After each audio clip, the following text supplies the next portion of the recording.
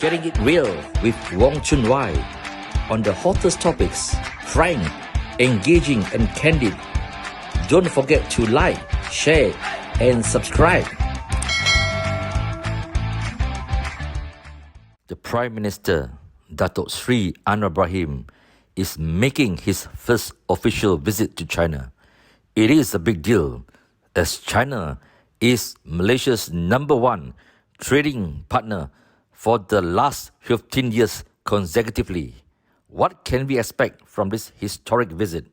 Joining us to tell us more are Dr. Pyng and Datuk Abdul Majid Khan. Salam bahagia Malaysia and followers from around the world. The Prime Minister Datuk Sri Anwar Ibrahim will be making a historic visit, an official visit to China. And we have great expectations, great anticipation of this visit. Joining us today is Dr. Pyng. He's the president of the Chinese Chamber of Commerce and Industry of Kuala Lumpur and Selangor. And of course, Datuk Abdul Majid Khan, the president of the Malaysia-China Friendship Association. He needs no introduction. These two gentlemen are well known in the KL. Datuk Majid, of course, has got something extra. He was the Malaysian ambassador to China. So he'll be able to share with us, both of these people will be able to share with us what can we expect of Datuk Sri Anwar's visit to China. Now, gentlemen, we can just dive into this conversation. Now, can you both of us share with us this visit? Why is it so special and what can we expect? Now, as we know, this is the very first visit by Dr. Sri Anwar as the capacity of Prime Minister of Malaysia. Yeah. And I believe this is the first Malaysia Prime Minister to visit China after pandemic. I think the main purpose is to strengthen Malaysia-China relationship. As we can see, after swearing in as Prime Minister of Malaysia, he has been visiting many countries. First around the ASEAN countries, and recently he just come back from Saudi, and today he's in Cambodia. So I think he has been trying their best to visit all these countries to strengthen the bilateral friendship and relationship with Malaysia today. And to China, especially this year, this year marks the 10th anniversary of the establishment of the China-Malaysia Comprehensive Strategic Partnership. So I think it's very timely that he visit China. I think it's very important for him to also clear up the doubt of Malaysia's political stability with the formation of the unity government and to restore investor confidence. Yeah. Okay. Dr. Majid, the visit by the Prime Minister, I believe there are two components to it. There's this visit to Beijing and of course to Hainan Island as well, where he will be attending the Bao Forum for Asia. Perhaps you can share with us what's the significance of this annual conference, and who are the people who usually speak at this conference, which some people say that it's the Asian equivalent of the World Economic Forum. In fact, I think it's an honor for Prime Minister to be invited to give a keynote speech at this forum. I think you're right. I think the Bao Forum was established some 20 years ago. Yeah. I was there when it was first established to actually emerge as a voice of Asia. So I think it's a good opportunity for Prime Minister Anwar Ibrahim to use this platform to actually share his views on. I think the theme of this forum is actually, solidarity and cooperation in almost, in the divided world, the challenges, So I think this is a very timely, very current topic. And I'm sure Prime Minister Anwar can share Malaysia's view with the world, how the world should now proceed. Yes. We have seen the situation so fragile, given the geo-economic and geopolitical, situation. Yeah. And I think that it will be very interesting to hear what Datuk Sri Anwar has got to say, given the controversy, what do you call it, how the the Chinese and US relationship has deteriorated, and it's been ongoing. So Malaysia is always caught in this geopolitical situation where we play the balance game, that we're a small country, we do not want to get caught in between. So it'd be interesting to see what the Prime Minister has got to say. Now, but for the trip as a whole, Dr. Majid, as a former ambassador to China, you have seen and kept in touch with what's been happening. What would the Chinese expect of Anwar Ibrahim?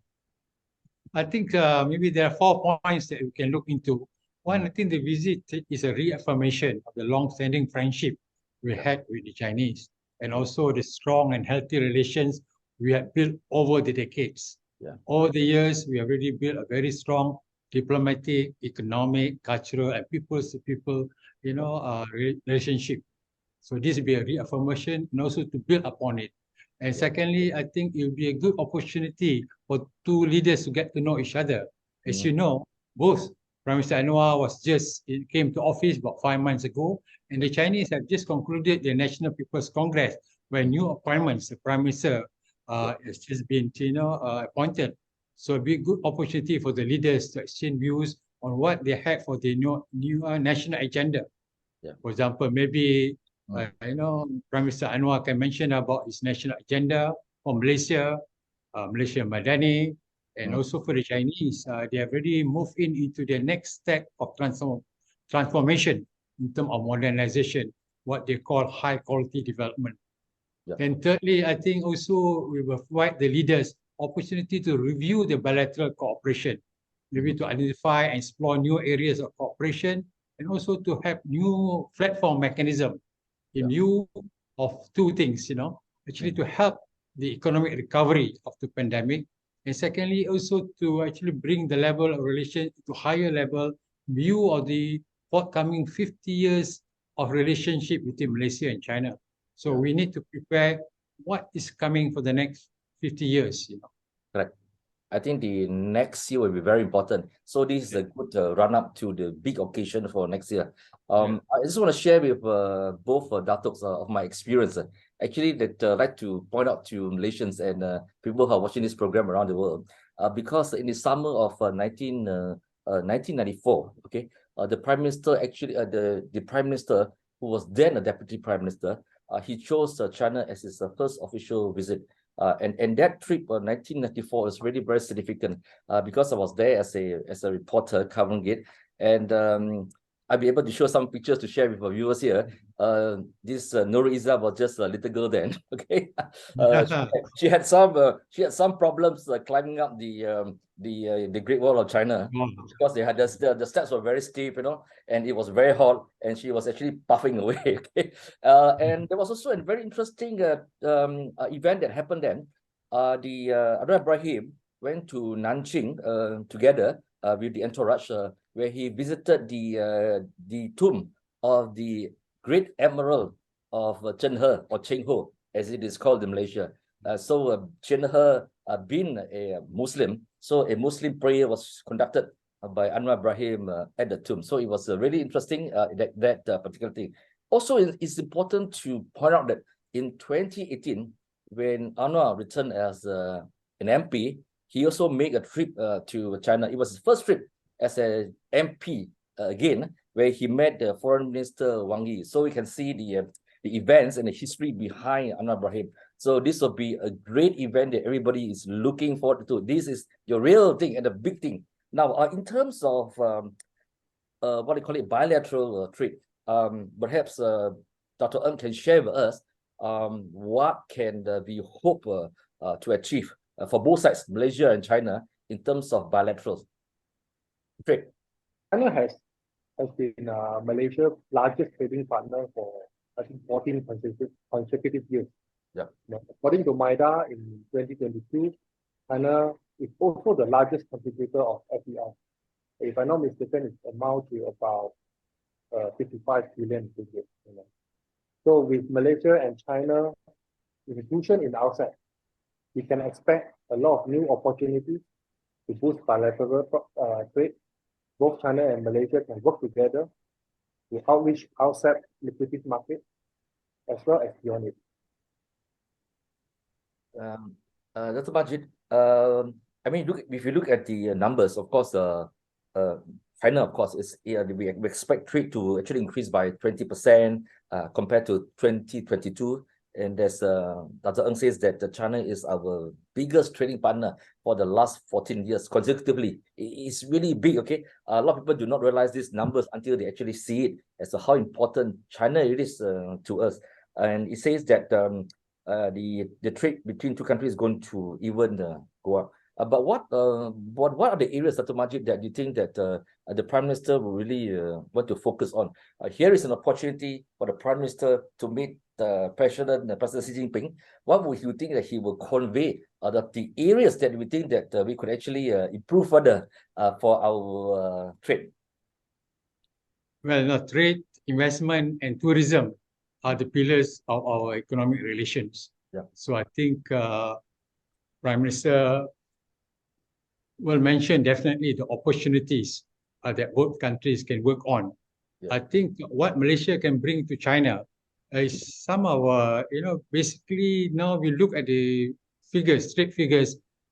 Basically, it relates to the supply chain, E&E, petroleum, machinery, also our commodities, palm oil, petroleum. But there are so new areas that we can bring in, maybe services. Our people are quite good in creative design because China now has entered into what they call the next phase of modernization. China wants to actually adopt global standard so that its product manufacturing can reach the world in a much more acceptable way. So Malaysia has also some experience that we can also contribute to this. Apart from this, I think we also have indigenous products that we can sell to China. I think we are doing well on white coffee, and durian is very popular in China. But China is a very competitive market. So I think our people need to understand all the players are there, the domestic players, the regional players, and international players. So we have to look at niche market products that we have, competitive advantage.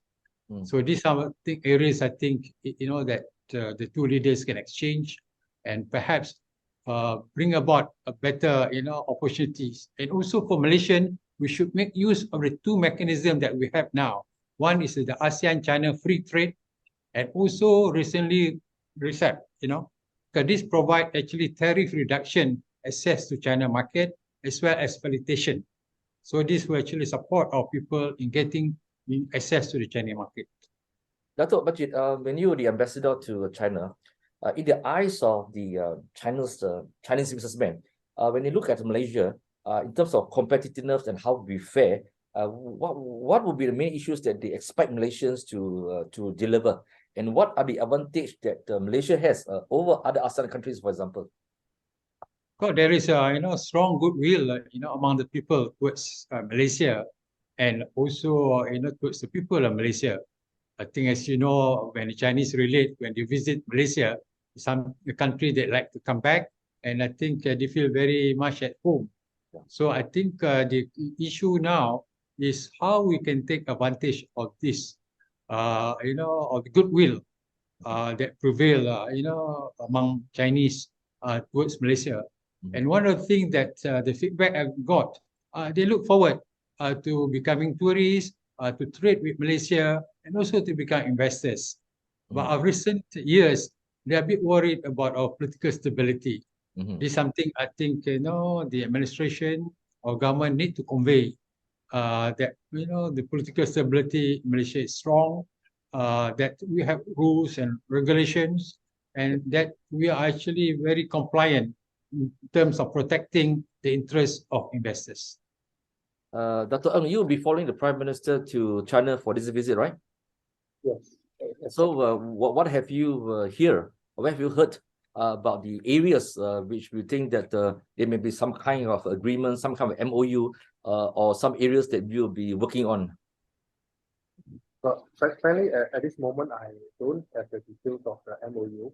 But I believe there has been a lot of proposal. It's definitive, so we'll wait for them to announce. Okay. Yeah. At this moment, I don't have the details of the MOU. Yeah. Dr. Majid, you mentioned just now about it's important, of course, that China is opening up.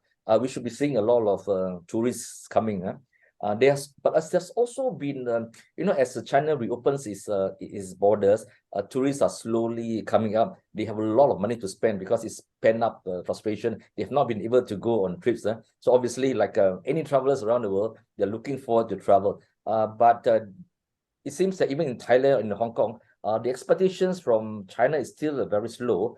And also they noticed a change of demand. Previously, it was large numbers in tour groups. But now the younger ones, younger tourists, okay, from China, they want to see the environment. They want to see clean rivers. They want to go diving, snorkeling, jungle trekking, that kind of thing. If you're someone who's going to sell, if the Prime Minister Anwar is going to sell Malaysia to these younger tourists with a lot of money, so in terms of this kind of thing, what can Malaysia offer in terms of tourism? I think you are right. I think the taste of the Chinese tourists have changed over the years, basically because of of their own wealth, and also because of their experiences. Because the first travelers or those who came for the first time just wanted to know the country, and then also in terms of shopping. But now they have become more sophisticated. They organize themselves in small numbers. So I think we have actually project our ecotourism projection. As it is now, I think Sabah and Sarawak has been very attractive to the Chinese. You can see, before the pandemic, a lot of the tourists have gone to these two states. And of course, there is also, a bias towards history. So, Malacca, Penang has taken also a big chunk of the destination by Chinese tourists. So I think we need to emphasize our beaches, the ecotourism, facilities that we have, as well also as the food, which is part of the cultural experience. Dr. Ng? Yeah, I think I agree with Dr. Majid. I think currently we see a change in the behavior, the tourism behavior, and there will be more, instead of larger group, I think there will be more FIT. So the way I look at it is Malaysia tourism operator have to be ready. When we travel abroad, we sometimes we look at the van, for example, are more luxurious, and Malaysia, other than the bigger bus, there isn't very really good quality van offered. And if you look at today, a lot of hotels and F&B, they are really still lack of workforce. Certain hotels might not be able to open full capacity. And China is a big population country, and a small percentage of visitors to this country is already enough to fill all the hotels. Correct. So we have to get ready, I think.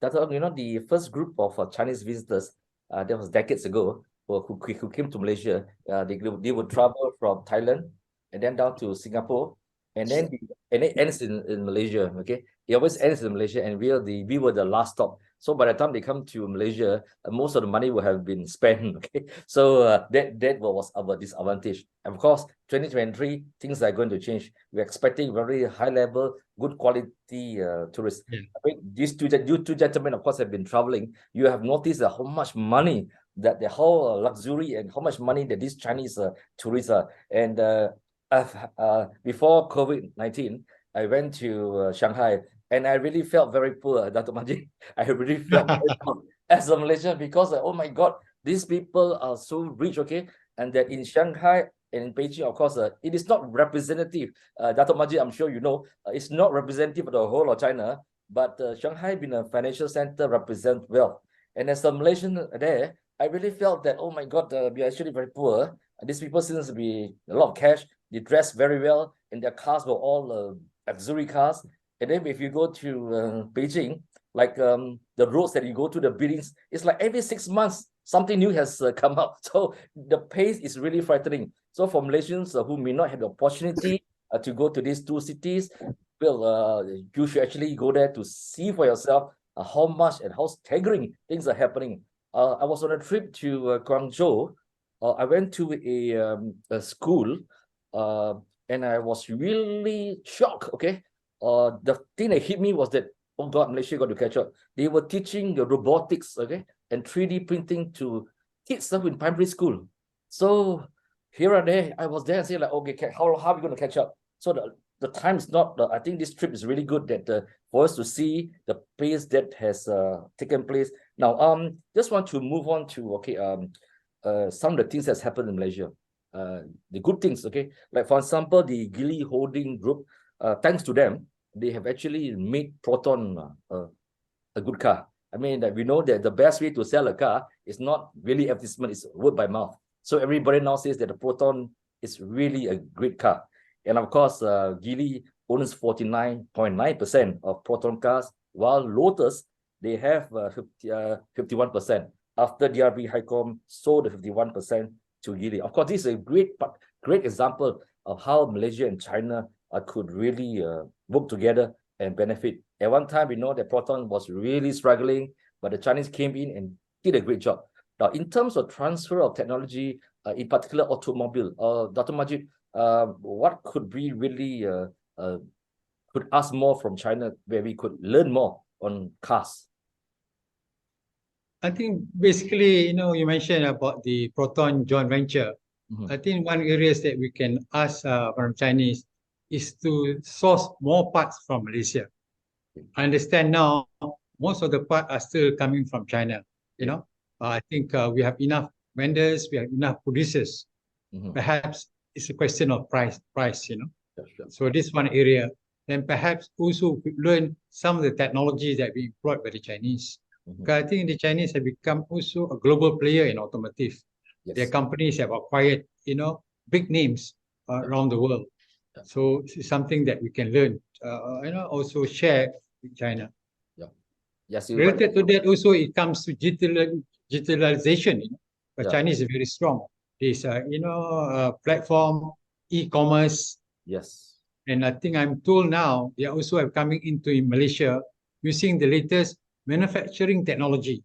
So the Chinese are no longer using old methodology to produce products and parts. And this is good also for Malaysia, including our automotive, outlets. You can use the latest machinery to produce cars and other associated items.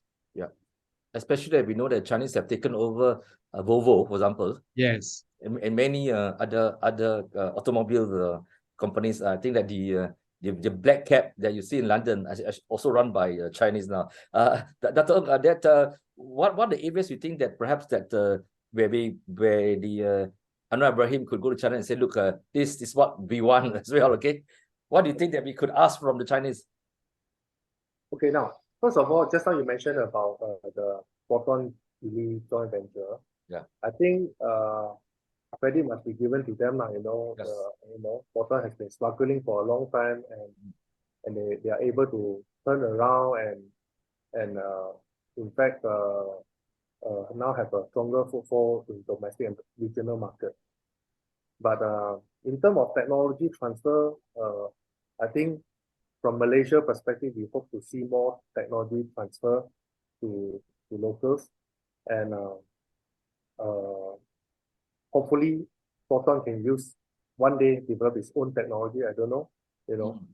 We hope to see more collaboration in terms of like I said, the know-how and technology transfer. For example, setup of manufacture EV battery, for example.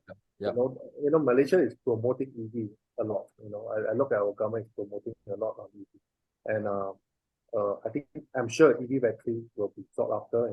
The power storage system, to build the EV supply chain. In short, to build it. I think Geely Group definitely have the capability to do that. Of course, for Malaysia, I think other than EV, we have to expand our collaboration in new areas such as digital economy, green economy.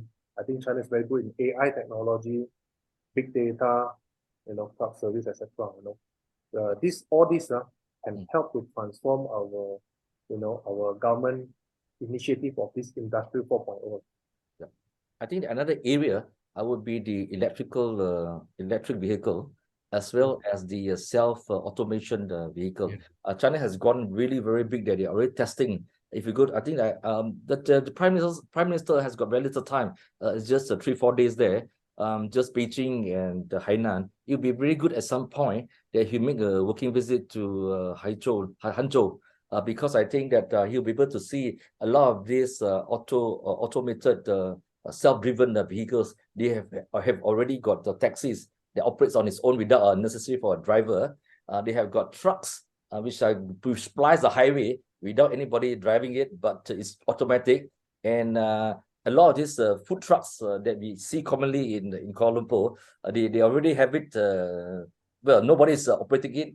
You go around from place to place, and you just put your coins, or I mean, you put your coins, and then the food will come out. Okay, there's actually nobody operating it. But Majid, okay, I must share with you something which I thought will be interesting to people who are watching this. We know that China has become a cashless society long ago. Okay, long ago. They use their phone, okay, to pay. Yeah, the WeChat to pay. So I was on a trip to China. I think I went to Hangzhou. Okay. I wanted to buy ice cream. Okay, very simple thing. I wanted to buy an ice cream, so I went to this food court, and then I realized that I could not even buy an ice cream because I don't have a WeChat account to pay. Okay, that's one. And second thing, they don't take cash, and that there was no human operating this ice cream machine because it was operated by a robot.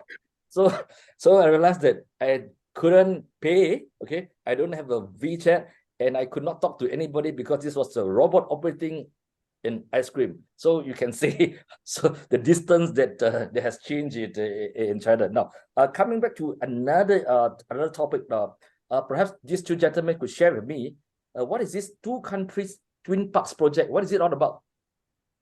Majid, perhaps?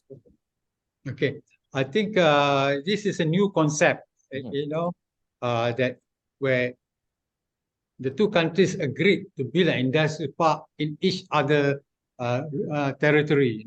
For Malaysia, we have chosen, Kuantan, and I think for the Chinese, in Guangxi province. Yeah. And I understand that the one in Kuantan has developed very well. In fact, all the lots have been taken up, and big Chinese company have moved in and in fact start production. For example, the Alliance Steel and many others. And I think the one in Nanning is moving on, but I'm told the response from Malaysia is a bit weaker for various factors. So I think both countries are working how to actually to make sure this is a success. And actually, it is also a project that is being designated as a BRI project, in which both governments are involved and to make sure it is a success. Dr. Ng, perhaps you can talk a bit about the East Coast ruling as well as the two countries twin parks projects. Okay, for the two country twin parks, actually it's a project. This project is a flagship national level investment. It's a collaboration, and a key project is also part of the Belt and Road Initiative. Actually, the China-Malaysia Qingzhou Industrial Park in Guangxi is open in 2012, and the Malaysia-China Kuantan Industrial Park is open in 2013. So ACCCIM is appointed by China-Malaysia Qingzhou Industrial Park Administrative Committee to set up ACCIM Qingzhou Industrial Park Sdn Bhd, and this is a representative office that is responsible for investment recruitment service for the Malaysia Innovative Cluster in Qingzhou Industrial Park. So, but because of the pandemic, things have been delayed a bit. Like Dr. Majid said, the investment into the Qingzhou Park has been slow a bit. But I think Malaysian many companies should try to. I think we are encouraging Malaysian companies to invest, to set up a factory there. That you can treat it as a window to the China market. So I think hopefully after this visit by our Prime Minister, hopefully that more Malaysian entrepreneurs can also take opportunity to visit Qingzhou and to look into the possibility of setting up their manufacturing there to tap into the China market. Dr. Majid, as you know that everybody wants a piece and a slice of China. Everybody knows and understands that China is very important in terms of its market size and of course its number of tourists that's coming. So there's always this competition to make the Chinese feel welcome. They're very sensitive, and they know that they got this economic clout and the spending power. So like for example, brands, some luxury brands, they get into trouble because they don't understand China well, don't understand Chinese well. So like in Hong Kong seems to have fallen down the radar.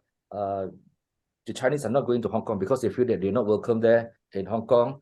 They got people who look through the comments that's posted on the internet, and they know that the Hong Kong residents do not welcome them. So for them, it's like, why should I spend money in Hong Kong if I'm not welcome? And they also even compare prices. They say, look, why am I going to Hong Kong to buy something which I can actually buy even cheaper at the same brand online in China? So that kind of small little things. Thailand is very aggressive as a competitor. They really make the Chinese feel really welcome. Okay, they go out of their way. Malaysia has got this advantage, just like because we have the large number of the Chinese Malaysian Chinese link networking with the Chinese in China because of the language, the ability to speak Chinese. And just like Malaysia, we are very strong with Indonesia because we can speak Indonesia. We can talk to the Arabs. Okay, Malaysian Indians can work very well the Indian market because of these linkages which we are very strong in, and this is our advantage for Malaysia in comparison to other ASEAN countries. Now, how do we want to, what we can do to make the Chinese feel welcome when they come into KLIA, for example? Okay, what can we do to make them feel well? This is a good place. Spend money here. Okay, what can we do? Dr. Ng? Okay.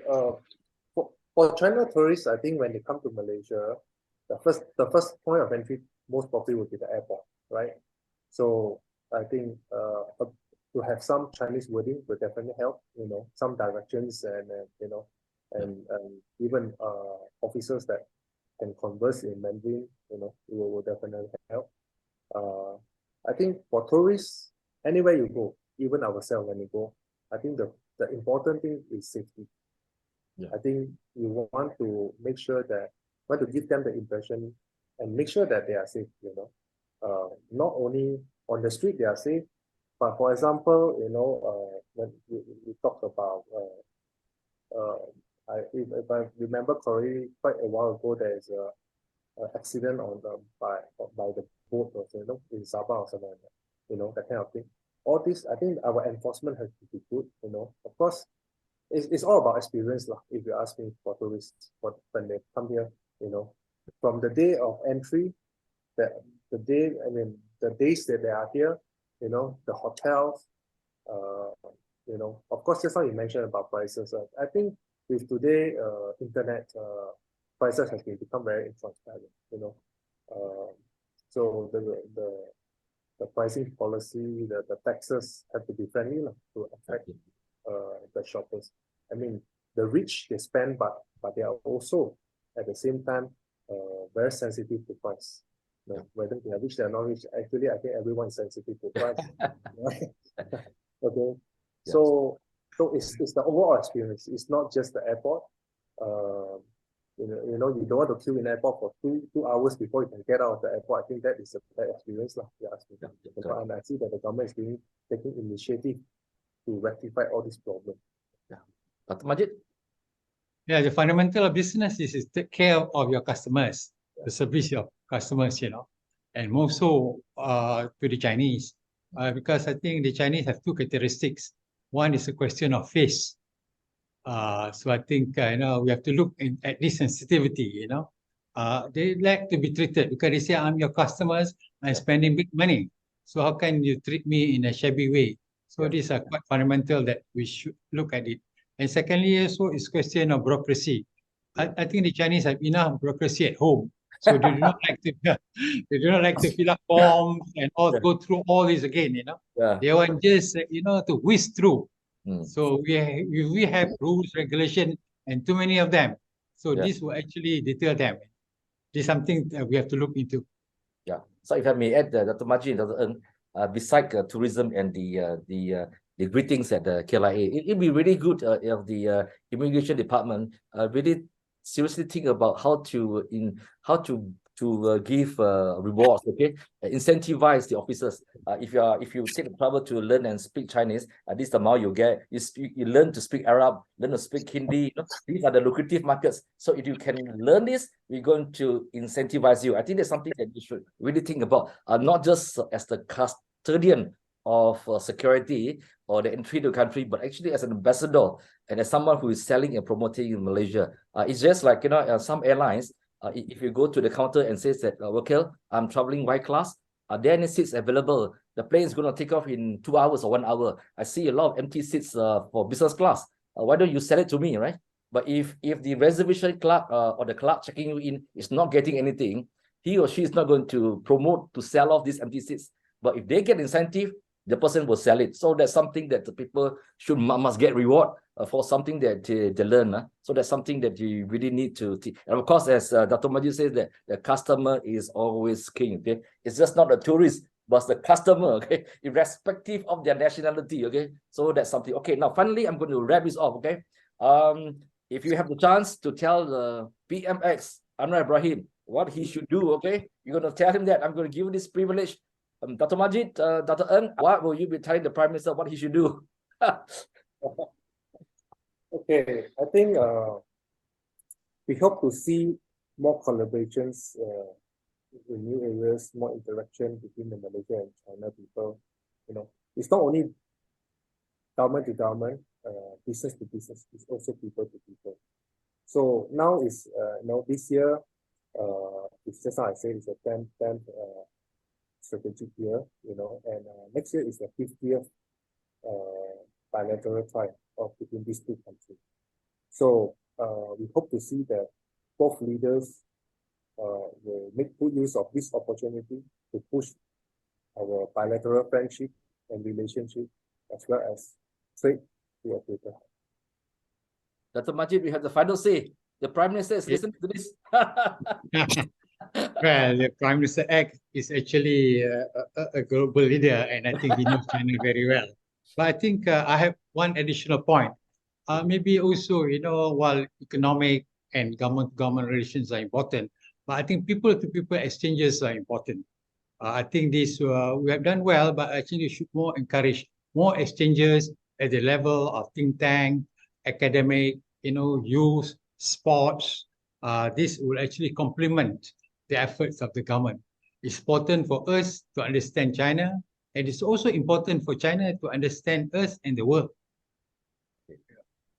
Thank you so much, Dr. Majid, for taking time off to share with Malaysians and people following this program about the expectations of what Malaysia could expect from China on the occasion of PMX historic visit to China. So for you two gentlemen, if you are following there, have a good time in China and you take care. And please help to sell Malaysia. Thank you.